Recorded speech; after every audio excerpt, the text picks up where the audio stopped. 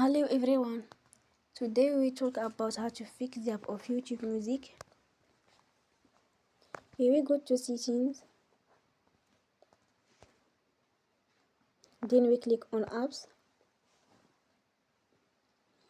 After that you will search the app YouTube Music and we click.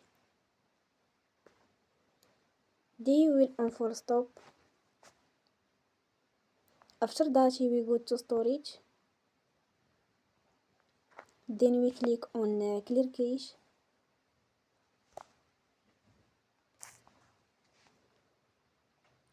In the end, you will turn off your phone and you will restart your phone again. Don't forget to support us by like and subscribe. See you next time and thank you for watching.